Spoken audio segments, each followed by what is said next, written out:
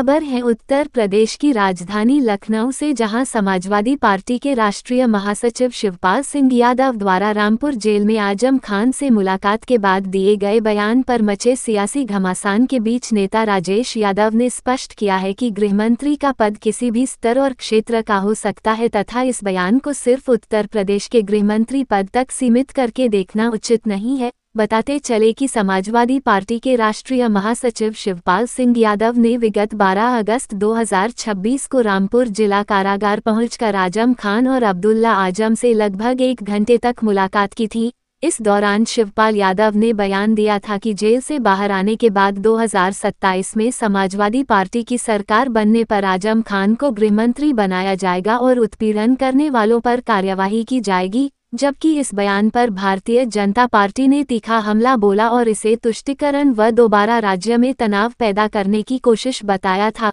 वहीं शिवपाल सिंह यादव के बयान के बाद सियासी हलचल तेज हो गई है। इस दौरान शिवपाल सिंह यादव के बयान को लेकर राजेश यादव ने सफाई देते हुए स्पष्ट किया कि गृहमंत्री कहीं का भी हो सकता है और शिवपाल जी के इस कथन को केवल उत्तर प्रदेश के गृहमंत्री के संदर्भ में जोड़कर तूल देना उचित नहीं है। पार्टी नेताओं का कहना है कि आजम खान के साथ ज्यादती हुई है और पार्टी हर मंच पर उनके साथ कंधे से कंधा मिलाकर मजबूती के साथ खड़ी है। उन्होंने कहा कि मौलाना मोहम्मद अली जौहर यूनिवर्सिटी रामपुर के छात्रों के भविष्य को लेकर गहरी चिंता व्यक्त की गई है। सर, एक बड़ा बयान आया है शिवपाल जी का।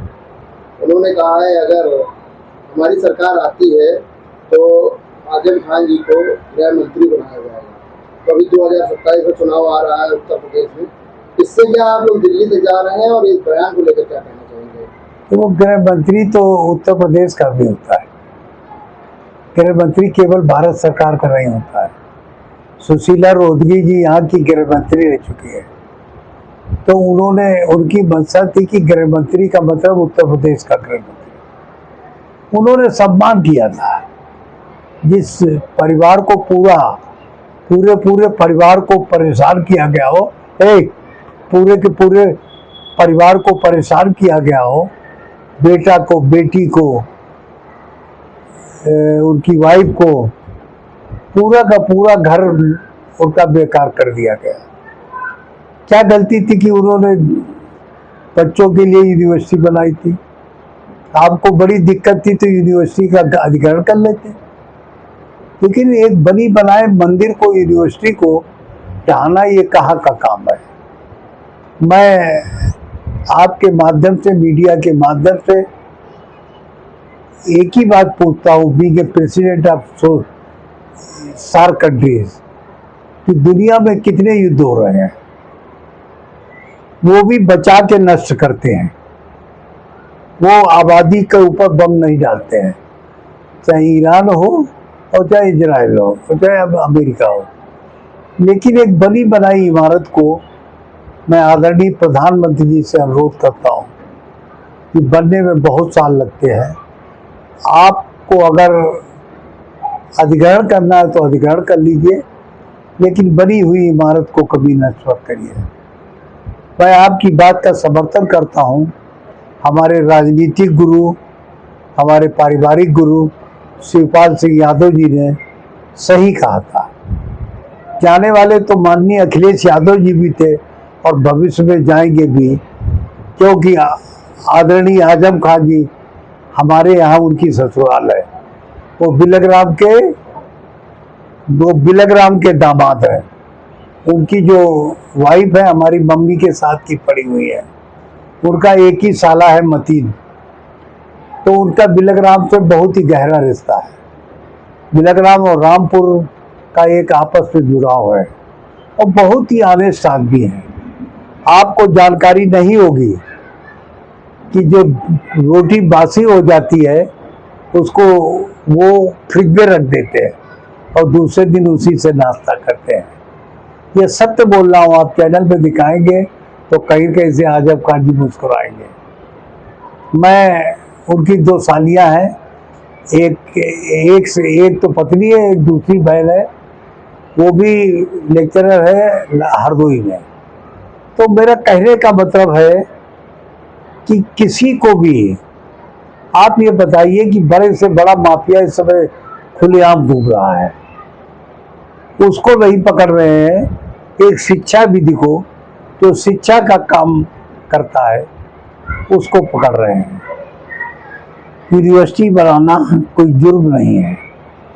अब यूनिवर्सिटी कैसे बनाई, चंदा से मंगाई, भीख मांग के बनाई, ये विषय बात का है, लेकिन उसको नष्ट करने से देश को क्या मिलेगा। एक बनी बनाई इमारत आप इमामबाड़ा को ध्वस्त कर दे, आप भूल भुलैया को ध्वस्त कर दे।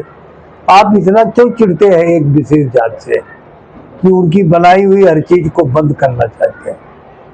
मैं आपसे अनुरोध करता हूं, विशेषकर अपने गृह मंत्री जी से और देश के प्रधानमंत्री जी से, कि आप तो कंस्ट्रक्टिव है, आपकी सोच कंस्ट्रक्टिव है, आप बनाने में विश्वास रखते हैं, आप बनी हुई चीज को गिराने में नहीं।